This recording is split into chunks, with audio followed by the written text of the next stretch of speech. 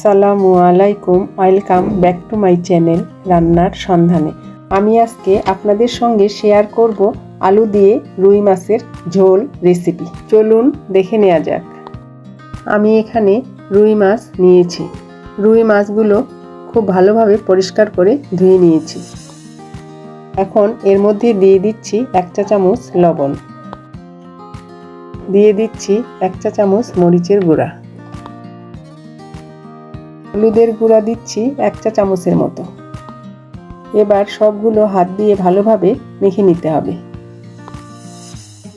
মেখে নেওয়া হয়ে গেলে আমি মাছগুলো ভাজতে চলে যাচ্ছি। চুলায় পাত্র বসিয়ে দিয়ে ওর মধ্যে দিয়ে দিচ্ছি পরিমাণ মতো সয়াবিন তেল। তেল গরম হলে মাছগুলো ছেড়ে দিচ্ছি।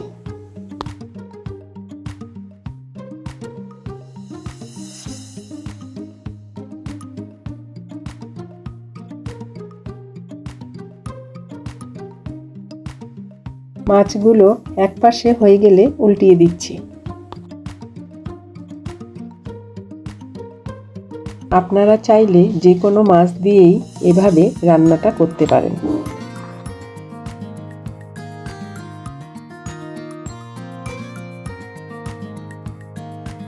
একইভাবে আমি অন্য পাশটাও ভেজে নিব।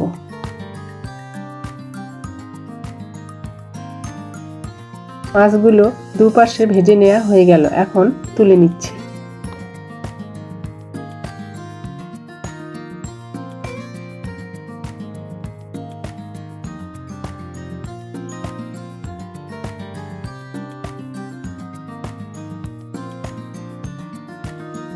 এই যে আমি সবগুলো মাছ ভেজে নিয়েছি। এবার ওই তেলের মধ্যে দিচ্ছি 1/2 কাপ পেঁয়াজ কুচি। পেঁয়াজ কুচিটা এভাবে নেড়েচেড়ে ভেজে নিতে হবে।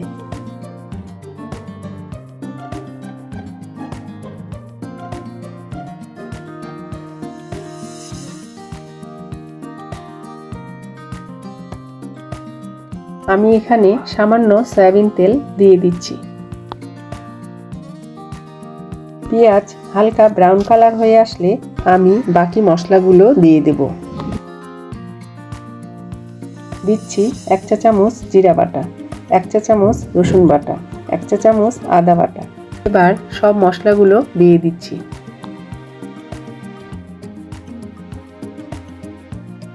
এখন মশলাগুলো পেঁয়াজের সঙ্গে নেড়েচেড়ে ভেজে নিতে হবে।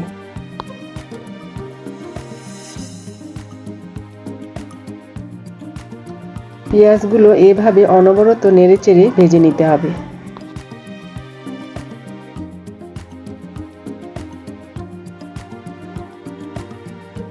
লবণ দিচ্ছি 1 চা চামচ,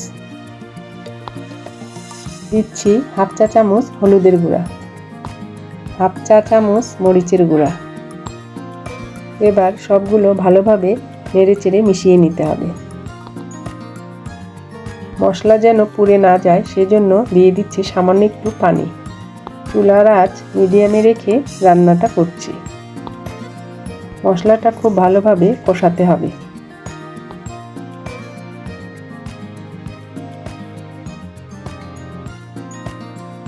এবার দিয়ে দিচ্ছি কেটে রাখা টমেটো। এখন টমেটো কুচি মশলার সঙ্গে নেড়েচেড়ে কষিয়ে নিব।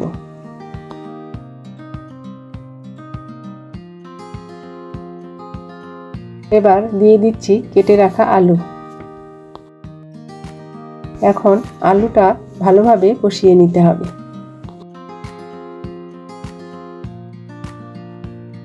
আপনারা চাইলে অন্য যে কোনো সবজি দিয়ে মাছ রান্নাটা করতে পারেন। বেশ কিছুক্ষণ সময় নিয়ে আলুটা কষাতে হবে। যখন দেখবেন এরকম শুকনো শুকনো হয়ে এসেছে তখন দিয়ে দিবেন সামান্য একটু পানি, দিয়ে আবারও কষিয়ে নিতে হবে। আশা করছি আজকের রেসিপি আপনাদের কাছে ভালো লাগবে। রেসিপি ভালো লাগলে অবশ্যই চ্যানেলটি সাবস্ক্রাইব করবেন এবং পাশে থাকা বেল আইকন অবশ্যই প্রেস করবেন। আর নোটিফিকেশন অবশ্যই অন করে রাখতে হবে, তাহলে ভিডিও ছাড়ার সঙ্গে সঙ্গে নোটিফিকেশন পেয়ে যাবেন। আলু থেকে যখন এরকম তেল ছেড়ে আসবে তখনই বুঝবেন কষানো হয়ে গেছে।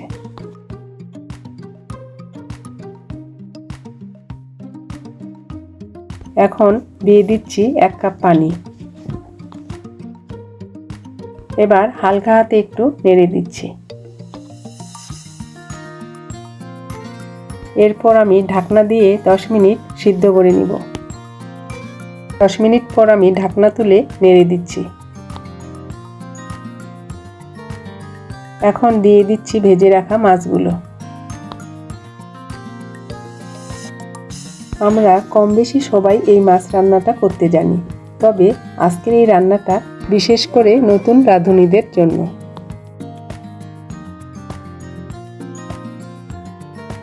সবগুলো মাছ ছেড়ে দেওয়ার পর আবারও ঢাকনা দিয়ে দিচ্ছি 5 মিনিটের জন্য। 5 মিনিট পর ঢাকনা তুলে হালকা হাতে একটু মাছগুলো উল্টিয়ে দিচ্ছি। তাহলে মশলা ভালোভাবে মাছের ভিতরে ঢুকবে। মাছগুলো উল্টানোর সময় একটু সাবধানে উল্টিয়ে নিতে হবে যেন ভেঙে না যায়। আজকের রেসিপি আপনাদের কাছে কেমন লেগেছে অবশ্যই কমেন্ট করে জানাবেন।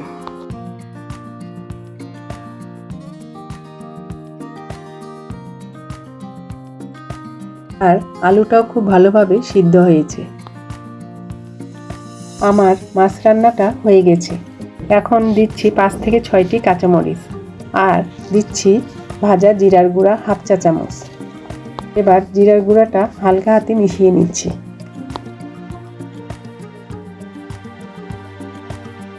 পরে দিয়ে দিচ্ছি কিছু ধনেপাতা কুচি। এবার ঢাকনা দিয়ে চুলাটা অফ করে দিব। 5 মিনিট পর ঢাকনা তুলে দেখাচ্ছি দেখতে কতটা লোভনীয় লাগছে। এবার এভাবে একটু ঝাঁকিয়ে নিব। তৈরি হয়ে গেল আমার আলু দিয়ে রুই মাছের ঝোল। এখন একটা সার্ভিং প্লেটে সার্ভ করে নিব। আজকের মতো এখানে বিদায় নিচ্ছি। আল্লাহ হাফেজ।